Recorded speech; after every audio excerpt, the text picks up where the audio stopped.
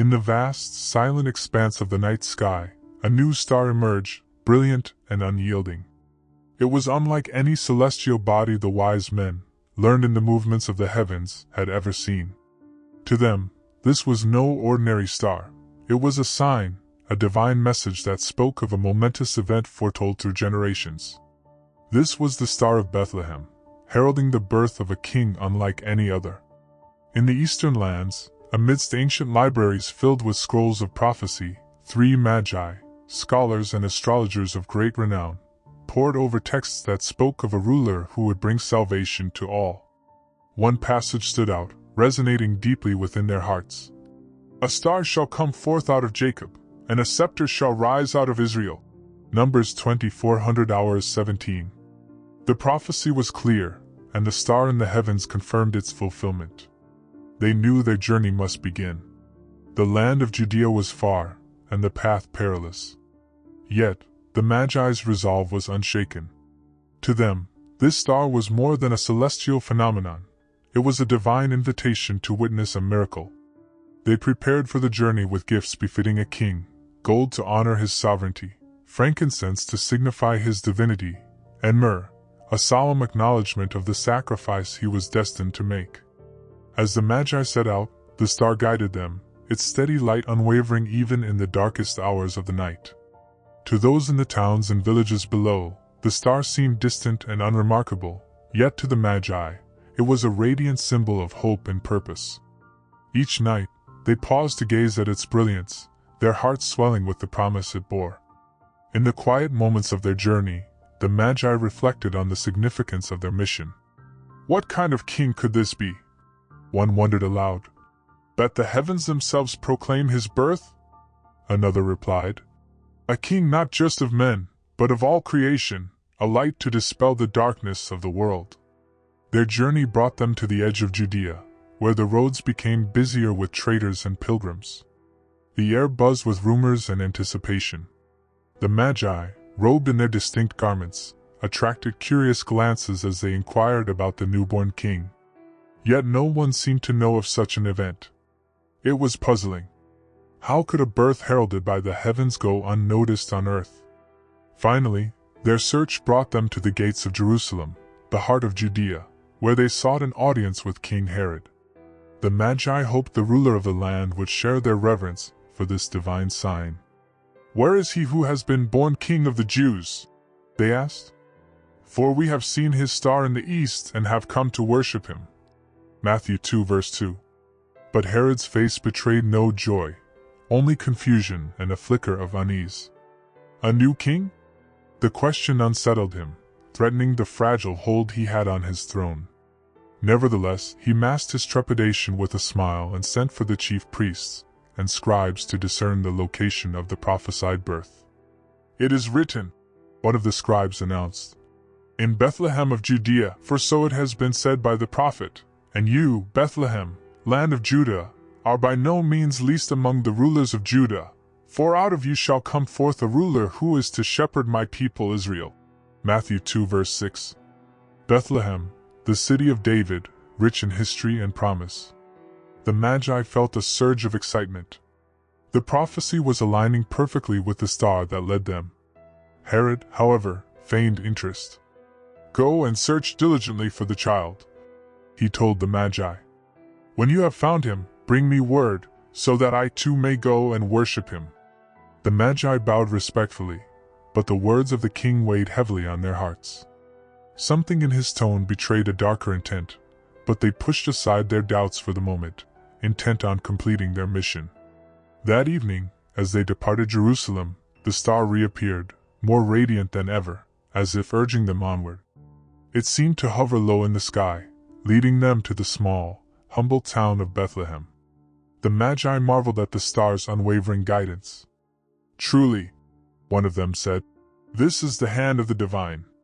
No earthly king could summon such a sign." As they journeyed, the Magi spoke of what they would find. They envisioned a grand palace, golden and resplendent, where this king would reside. Yet deep within, they sensed that this king was unlike any other, his reign marked not by opulence but by grace and humility. The road stretched before them, illuminated by the star's light. Their anticipation grew with each step, their hearts filled with awe and reverence. Little did they know, the destination awaiting them would challenge their expectations and reaffirm their faith in ways they could never have imagined. As the Magi continued their journey, the initial wonder of the star's appearance was tempered by the growing challenges they faced. The road to Bethlehem was not only long and arduous but fraught with uncertainties. Each step tested their resolve, their faith, and their understanding of the divine mission that compelled them forward. The first obstacle came shortly after they departed Jerusalem. The bustling city, with its towering walls and crowded markets, had been an invigorating reminder of the vibrancy of life in Judea. But as they ventured further, the landscape transformed. The fertile valleys gave way to arid hills, and the roads narrowed, becoming little more than rocky trails winding through barren terrain. Supplies dwindled, and the weariness of travel set in. Yet, the star above remained steady, its brilliance an unwavering reassurance. Each night, as they rested beneath the vast expanse of the heavens, the Magi reflected on their journey. "The path is not as we imagined," one of them confessed, his voice heavy with fatigue. "I thought divine guidance would make the way smooth, yet the road is harder than any we have traveled before." Another replied, "Perhaps that is the lesson. A journey ordained by God is not without trials. But these trials are the furnace that refines our faith." The third, silent until now, gazed at the star and murmured, "Then let us trust the one who placed this sign in the sky. He has not led us astray." Their faith, though tested, remained intact. But the challenges were not merely physical, they were spiritual as well. The Magi had expected to find universal rejoicing at the birth of this king. Yet, aside from the prophecies quoted by the scribes in Jerusalem, there seemed to be little awareness of the monumental event that had drawn them across the deserts. Even in the city, where the priests and scholars should have been first to recognize the fulfillment of Scripture, there was an unsettling silence. The Magi could not understand why the people were not celebrating, why the streets were not alive with songs of praise for the newborn king. One night, as they camped under the star's glow, this question troubled them deeply. "How can it be," one asked, "that the heavens declare his birth, but the people of his own land remain unaware? Does this not confound the purpose of our journey?" The eldest among them, wise and contemplative, spoke gently. "God's ways are not ours to fully comprehend. Perhaps his light is revealed only to those who seek it earnestly. Remember the words of Isaiah, 'For my thoughts are not your thoughts, nor are your ways my ways, says the Lord.' Isaiah 55 verse 8. If we have been chosen to see the star, it is not for us to question why others do not. Our task is to follow, not to understand." This reflection restored their resolve, but the next challenge tested their faith even further. As they neared Bethlehem, the Magi encountered a caravan of traders heading in the opposite direction. The merchants, seasoned travelers familiar with the area, offered news of the region. They spoke of Herod's growing paranoia and the tense political atmosphere in Judea. The mention of Herod's name brought unease to the Magi, for they had seen the veiled threat in his eyes during their audience in Jerusalem. One of the traders leaned in conspiratorially. "Beware of Herod," he warned. "His mind is filled with fear of rebellion and usurpers. If he learns of a rival king, even one newly born, he will not rest until the threat is eliminated." The words chilled the Magi, for they now realized the stakes of their journey. What if their inquiries about the newborn king had inadvertently placed him in danger? What if their mission to honor him brought harm instead? These doubts weighed heavily on their hearts as they resumed their journey. That evening, as the star shone brighter than ever, one of the Magi voiced what they all had been pondering. "Should we turn back? If this child is in danger because of us, perhaps it is better to abandon the search." The eldest Magi responded firmly, "No. The star has led us this far, and its light has not wavered. If we allow fear to dictate our actions, we fail in the trust God has placed in us. Let us continue, and pray for the protection of this king, whose arrival we are unworthy to witness." This declaration steeled their hearts, and they pressed onward, each step an act of faith. As they neared Bethlehem, the star seemed to lower in the sky, its light casting a gentle glow over the fields and hills surrounding the town. It was as if the heavens themselves were drawing them closer to the fulfillment of their mission. The town of Bethlehem, quiet and unassuming, offered a stark contrast to the grandeur of Jerusalem. It was a place of simple homes and humble shepherds, a fitting setting for the arrival of a king whose reign would embody humility and grace. The Magi, accustomed to courts and splendor, found themselves reflecting on the paradox of divine power expressed in such simplicity. As they entered the town, they encountered a shepherd tending his flock. The man, curious about the strangers, asked them their purpose. "We follow the star," they replied. "It has led us here in search of a child, a king foretold by the prophets." The shepherd's face lit up with recognition. "A child? Yes, I have heard of such a birth. The angels themselves proclaimed it to us on a night unlike any other. They sang of peace on earth and goodwill to men, and we found the child in a manger, wrapped in swaddling clothes." The Magi exchanged astonished glances. The heavens had not only declared the birth to them through the star but had also revealed it to the humble shepherds through angelic voices. The shepherd offered to guide them to the place where the child was, and the Magi, filled with renewed hope, followed eagerly. As they approached the outskirts of the town, the challenges of their journey began to fade from their minds. The star, the warnings, the doubts, all were overshadowed by the anticipation of what lay ahead. They were about to stand in the presence of the one whose coming had been written in the stars and foretold by the prophets. Their journey had not been without trials, but those trials had only deepened their faith and strengthened their resolve. The Magi knew that the culmination of their quest would not only fulfill their longing but also reveal a truth greater than they had ever imagined, a truth that would transform their understanding of kingship, divinity, and the nature of God's love.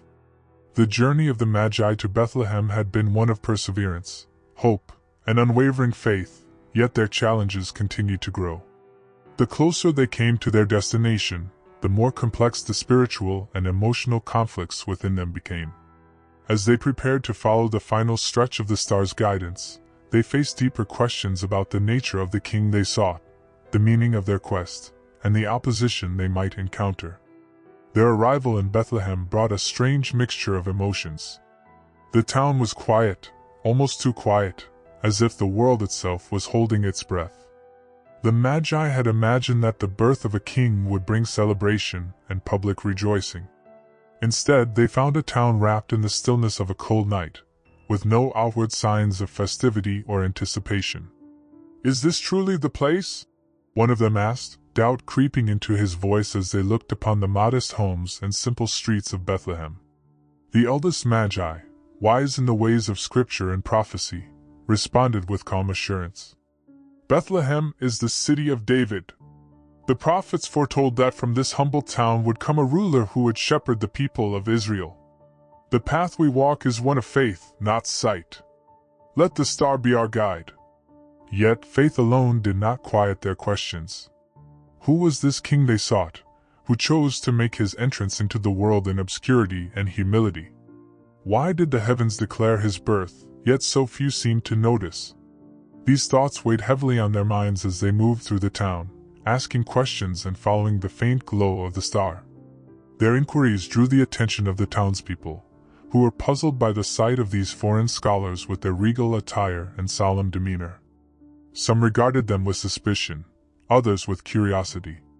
Yet, when asked about the birth of a child or a sign in the heavens, most shrugged, offering little more than vague recollections of strange happenings from days past. At last, an older woman pointed them toward a stable on the outskirts of town. "I've heard of shepherds speaking of angels and a child," she said. "They mentioned a poor couple who found shelter where they could. If it is this king you seek, perhaps you will find them there." The Magi exchanged uncertain glances. A stable? The king they sought, announced by the star and foretold by prophecy, was in a stable? It was a revelation that challenged their understanding of kingship and power. In their lands, kings were born in palaces, surrounded by riches and servants. Yet this king seemed to embrace a different kind of rule, one marked by humility and simplicity. The star continued to shine above them, drawing their attention back to the divine purpose of their journey. As they approached the stable, the light seemed to grow even brighter, its glow reflecting the profound significance of what lay within. The conflict within each of the Magi deepened as they neared the place of their destination.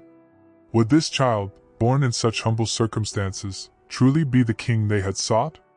What kind of power could such a king wield? And how would their journey transform not only their understanding of him but also their understanding of themselves? The elder Magi, sensing the doubts of his companions, spoke words of encouragement. The prophets have long foretold that God's ways are not the ways of men. Remember the words of Isaiah. He grew up before him like a tender shoot, and like a root out of dry ground. He had no beauty or majesty to attract us to him, nothing in his appearance that we should desire him. Isaiah 53 verse 2. This king's greatness lies not in earthly splendor but in the light of divine truth. His words resonated deeply, renewing their resolve. They had come too far, endured too much, to falter now. With hearts prepared for whatever awaited them, they stepped forward, the faint sounds of animals and the soft murmur of voices guiding them. As they entered the stable, the sight before them took their breath away. There, in the dim light of the manger, was a young woman, her face radiant with quiet joy, and beside her, a man whose protective stance spoke of unwavering devotion. And in the woman's arms lay the child, small, fragile, yet exuding a sense of profound peace that filled the room. The Magi fell to their knees, overwhelmed by the realization that they were in the presence of the divine. This was no ordinary child. This was the one the heavens had proclaimed, the one whose coming had drawn them across deserts and through trials. The king they sought was not robed in gold or seated upon a throne but swaddled in simple cloth, cradled in the arms of his mother. The eldest Magi spoke first, his voice trembling with reverence. "We have come to honor the King of Kings, foretold by the prophets and revealed by the star. This moment is the fulfillment of all we have sought." Mary, the mother of Jesus, regarded them with a quiet grace that seemed to carry the wisdom of heaven. "You have come far," she said softly. "The star you followed was a sign of God's love and his call to those who seek him with pure hearts. This child is the light of the world, sent to bring salvation to all." The Magi presented their gifts, each one laden with meaning: gold for a king, frankincense for a priest, and myrrh for one destined to suffer and die. As they laid their offerings before the child, they felt the weight of their journey lift, replaced by a profound sense of peace and fulfillment. Yet, even in this moment of joy, the Magi could not ignore the shadow of Herod's intentions. They had seen the threat in his eyes and heard the warnings of the traitors. As they gazed upon the child, they understood that their journey was not merely one of discovery but also one of protection. They vowed silently to ensure that their actions would not bring harm to this king they had come to honor. As the night deepened, the Magi remained in quiet adoration, reflecting on the mystery of what they had witnessed. This child, born in such humble circumstances, had transformed their understanding of power, kingship, and divine purpose. The star that had guided them was more than a sign in the heavens. It was a symbol of God's enduring promise to lead his people to truth and salvation. When they finally departed the stable, the Magi carried with them not only the memory of the child but also a renewed sense of purpose. They had come seeking a king, and they left as witnesses to a divine mystery that would echo through the ages. The night was serene as the Magi departed from the stable, their hearts filled with awe and reverence for the child they had found. The encounter with the infant king, whose divine presence radiated even in the simplicity of a manger, had transformed their understanding of the journey. Yet, as they walked back to their camp, their minds were heavy with lingering concerns, particularly the looming threat of King Herod. The journey thus far had been marked by faith and perseverance, but now, the Magi were faced with a pressing decision. Should they return to Herod and inform him of the child's location, as he had requested? Or should they follow the warning growing steadily in their hearts, that the king's intentions were far from pure? As the Magi gathered around the fire that night, the eldest among them broke the silence. Herod's words in Jerusalem were carefully measured, yet his eyes betrayed him. He spoke of worship, but there was no reverence in his tone. Instead, there was something darker, fear, perhaps even envy. Another nodded, his face shadowed by the flickering flames. I too felt it. A king who trembles at the mention of another's rise is not a king who seeks to honor. He is a king who seeks to destroy. The youngest of the Magi, though hesitant, voiced his thoughts. And yet he is the ruler of this land. To disobey him could bring danger upon ourselves. Should we not fulfill his request and trust that God's will shall prevail? The eldest Magi, ever wise and contemplative, answered solemnly. Trust in God's will, yes, but we are also called to act with wisdom and discernment.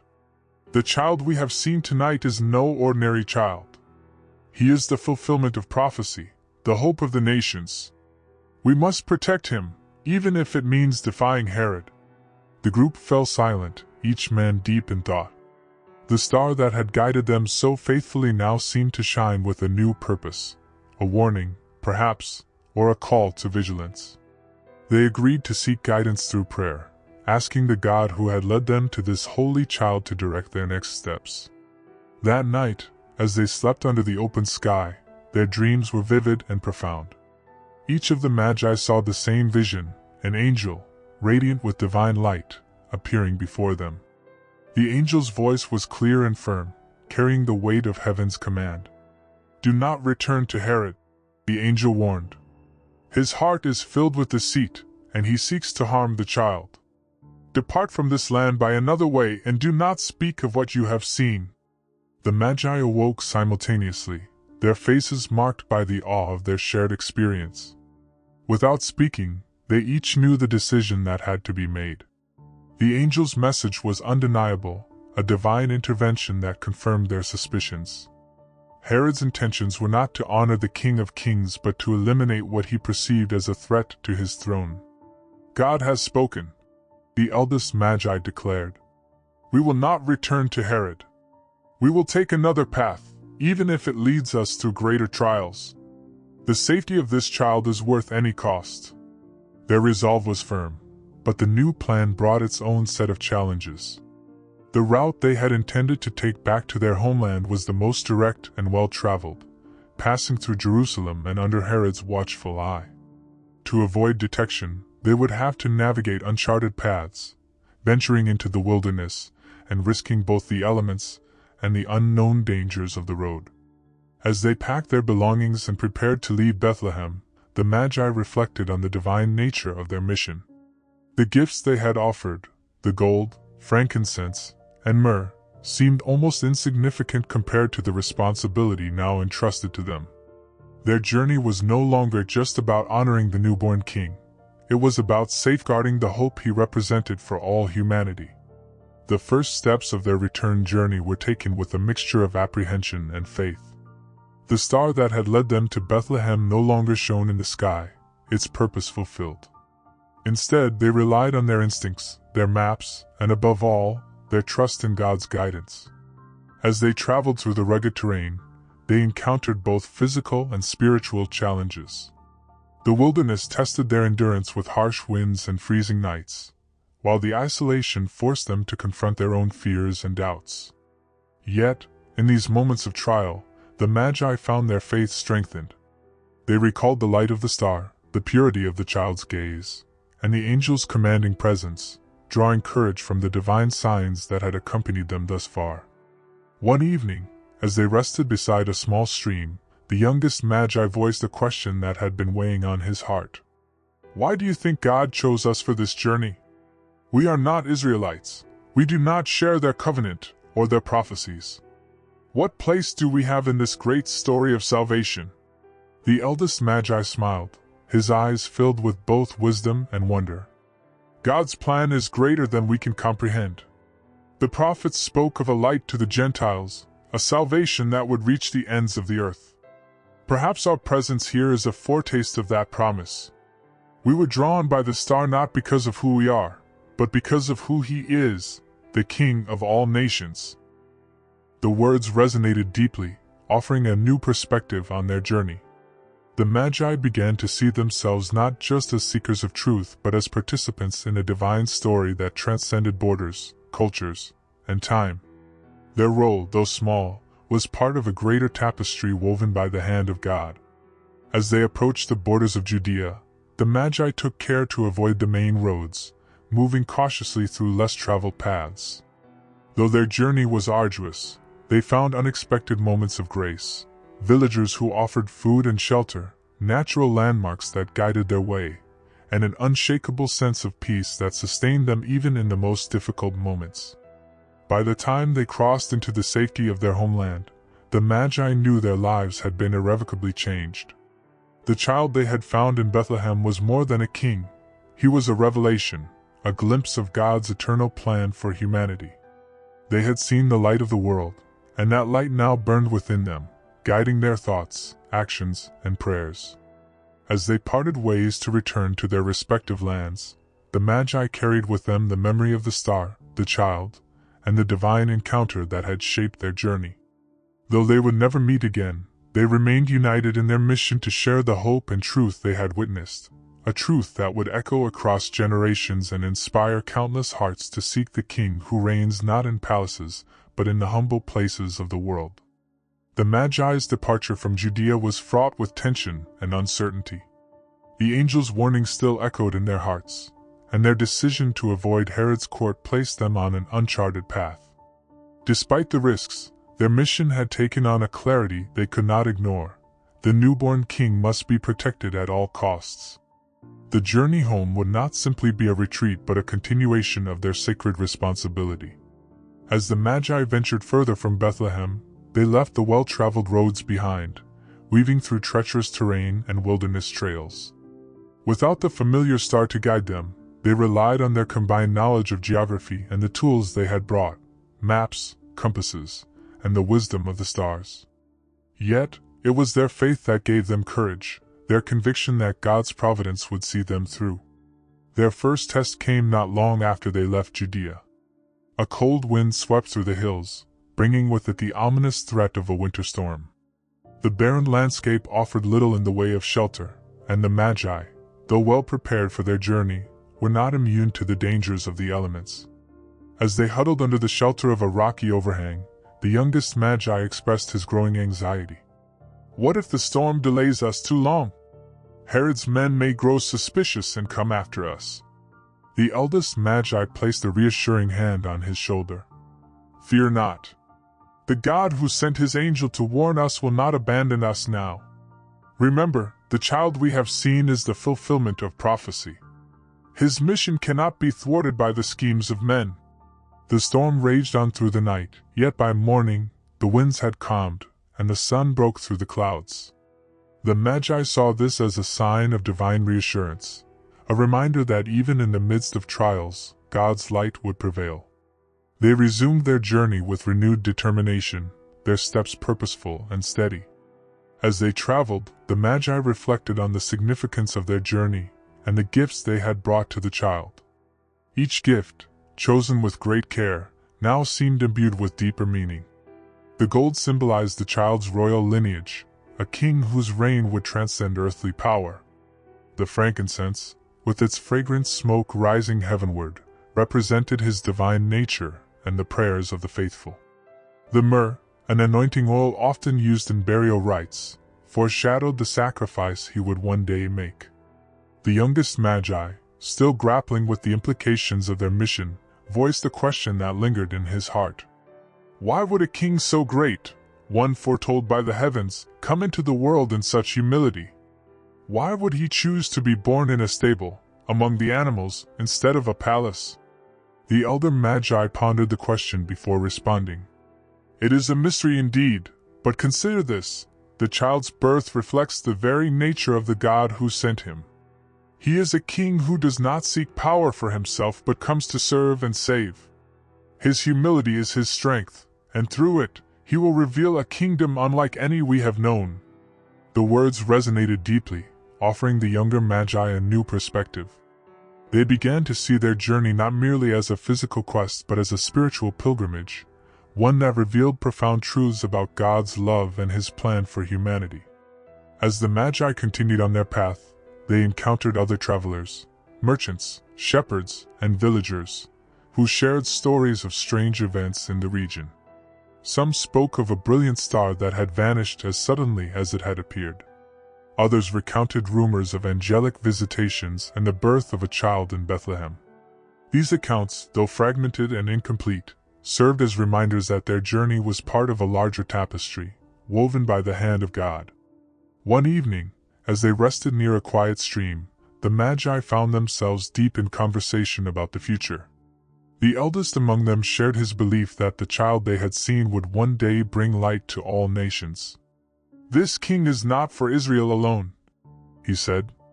"His reign will encompass the whole world, bringing peace and justice to all who seek him."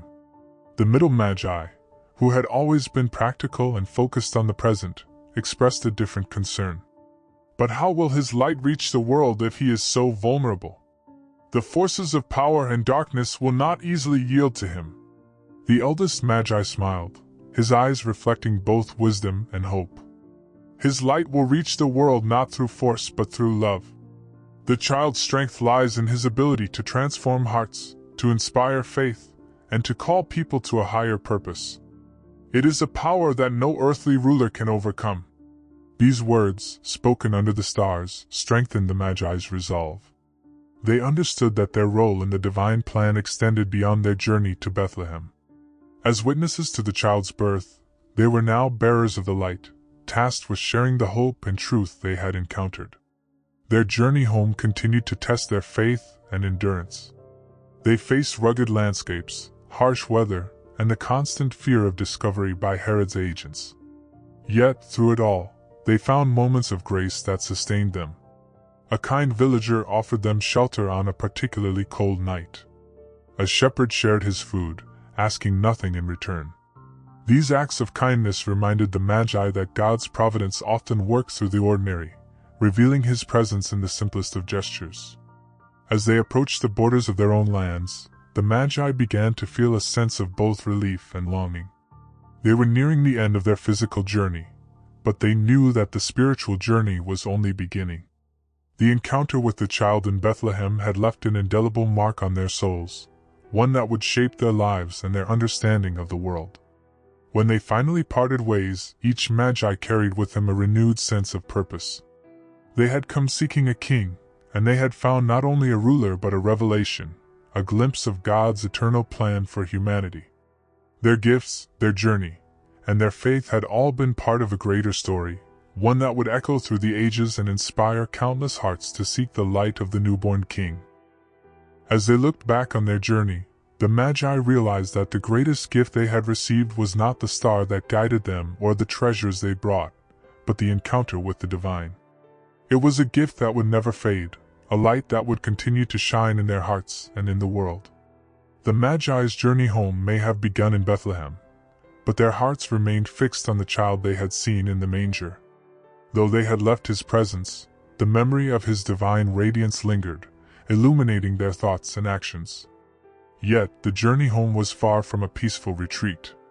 The warning they had received from the angel was not a mere suggestion, it was a harbinger of danger, and the Magi understood that Herod's wrath could be unleashed at any moment. As they navigated through the wilderness, the Magi reflected on their encounter with the infant king. Each of them carried within their hearts the profound realization that they had stood in the presence of the divine. The gifts they had offered, gold, frankincense, and myrrh, seemed inadequate in light of the gift they had received, a glimpse of God's eternal plan and a deeper understanding of His love. Their conversations during the journey often returned to the question of the child's destiny. What kind of king will he become? The youngest Magi mused as they rode along a narrow path. He was born into such humility, yet the power within him was undeniable. How will he rule? The eldest Magi, wise and contemplative, responded thoughtfully.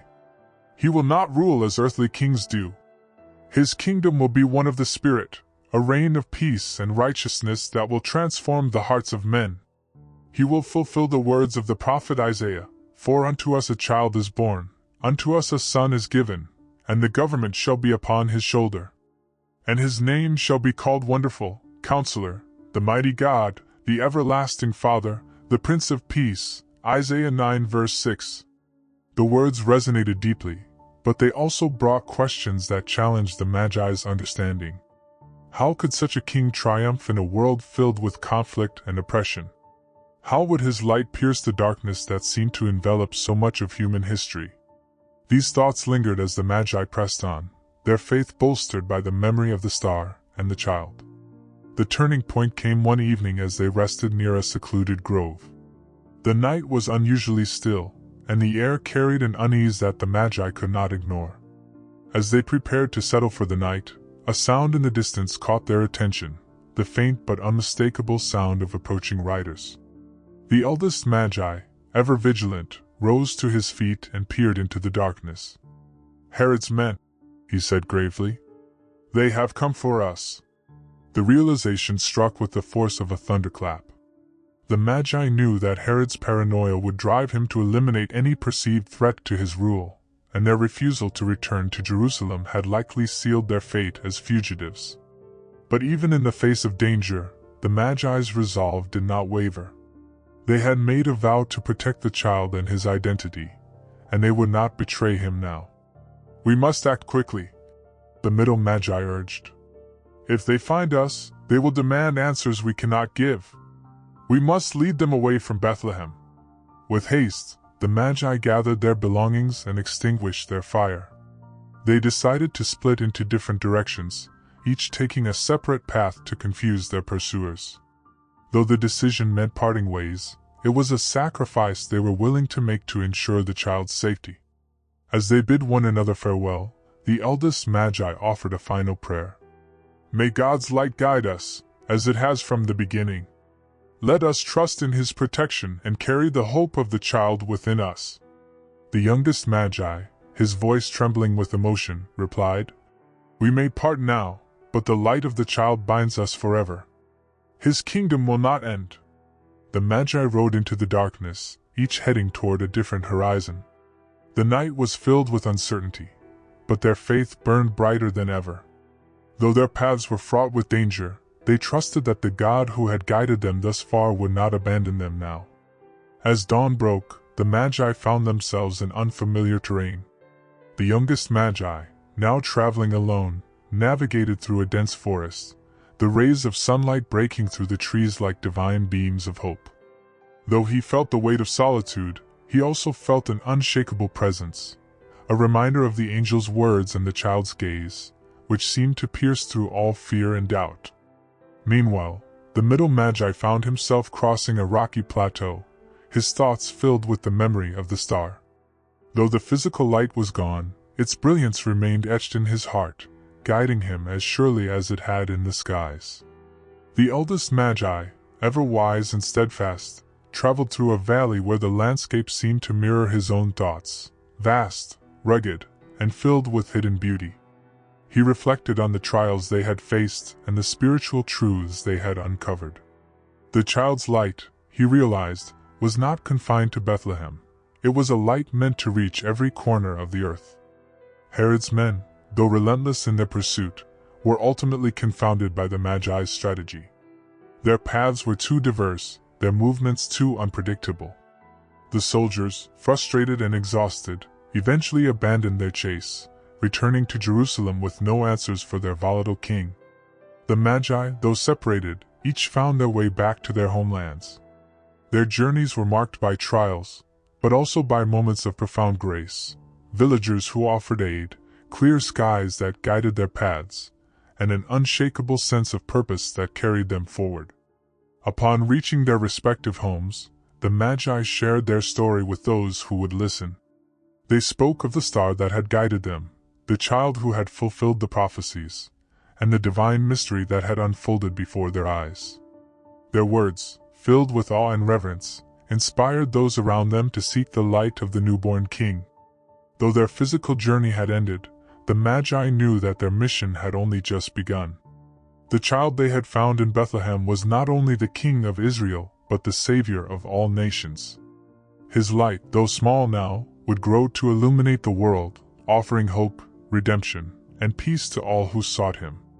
And so, the Magi lived the rest of their days as witnesses to the divine mystery they had encountered.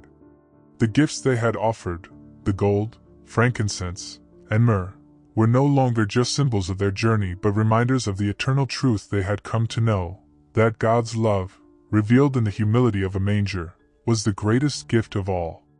The Magi's return to their homelands was filled with moments of quiet reflection, the echoes of their extraordinary journey resonating deeply within their souls.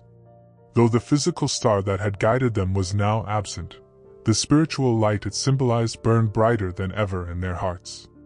They carried with them not only memories of the child but also a sense of divine purpose that would shape their lives and those around them.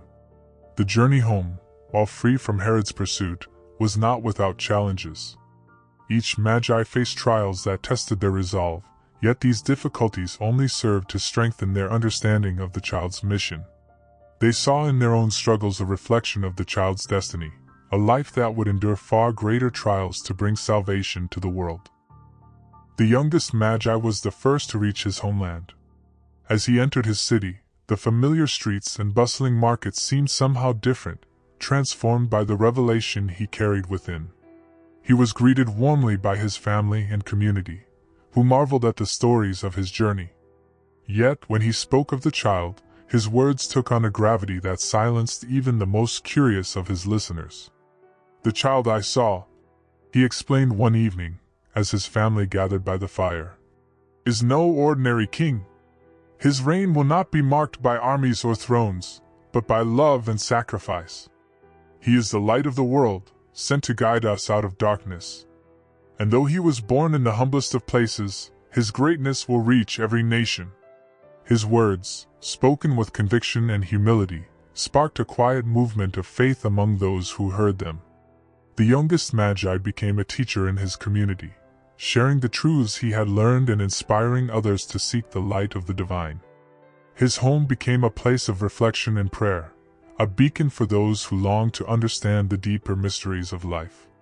The middle Magi's return was met with both celebration and skepticism.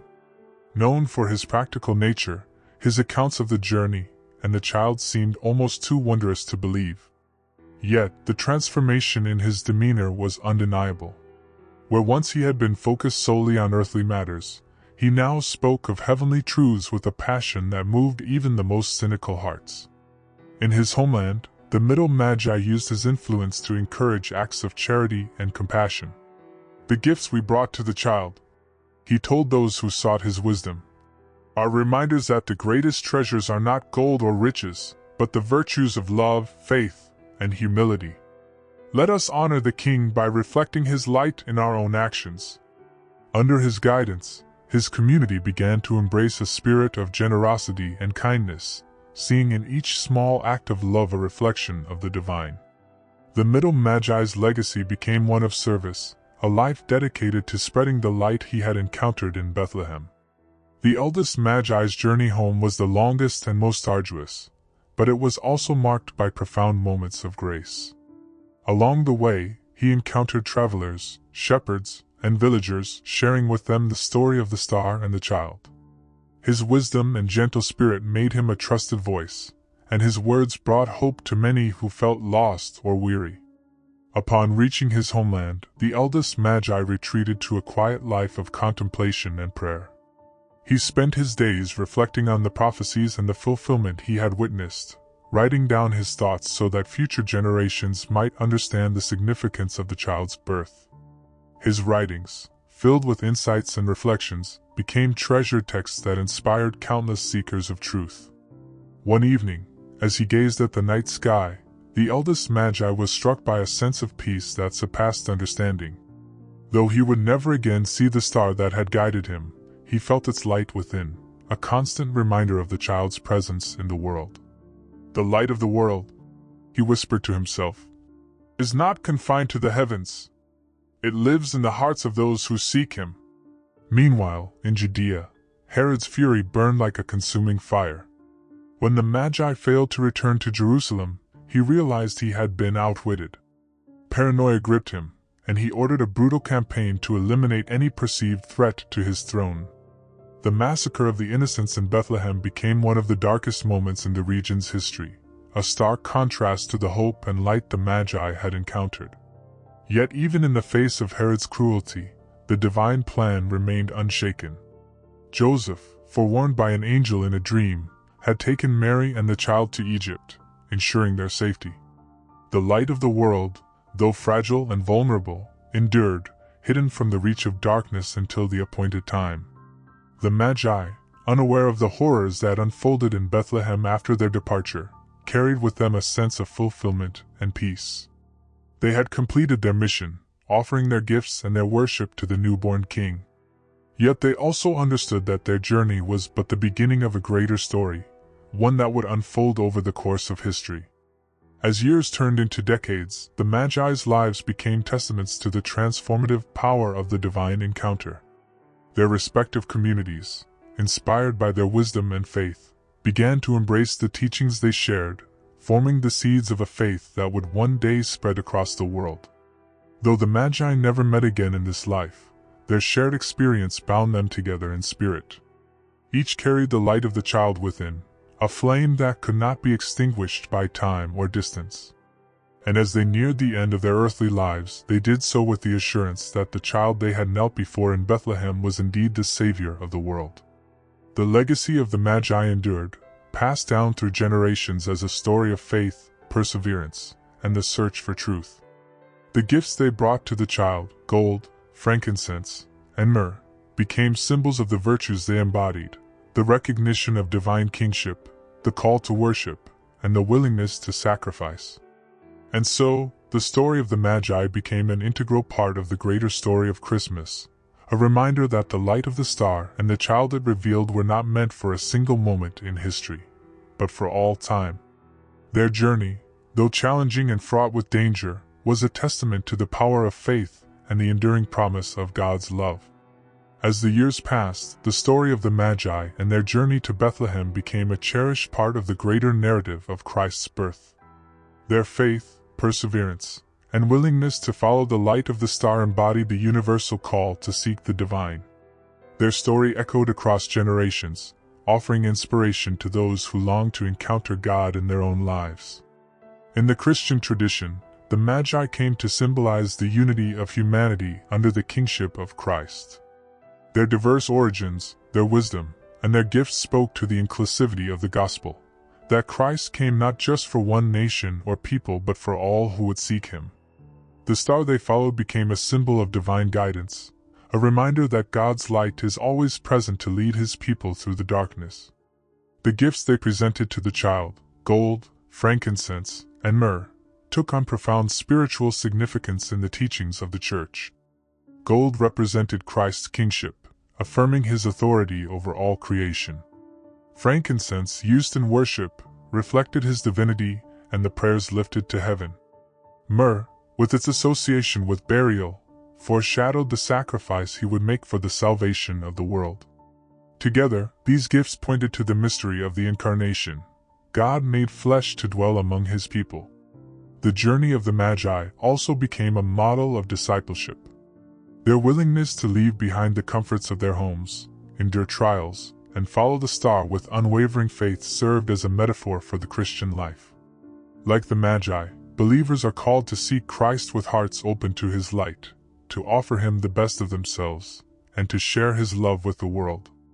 In Catholic tradition, the story of the Magi is commemorated during the Feast of the Epiphany, celebrated on January 6th. This feast marks the revelation of Christ to the Gentiles, represented by the Magi, and emphasizes the universality of his mission. It is a time for reflection on the ways God reveals himself in daily life and a call to respond to his invitation with faith and trust. The journey of the Magi continues to inspire modern Christians to look for God's presence in unexpected places. Their story reminds us that divine truth often lies beyond the familiar, requiring courage and humility to discover.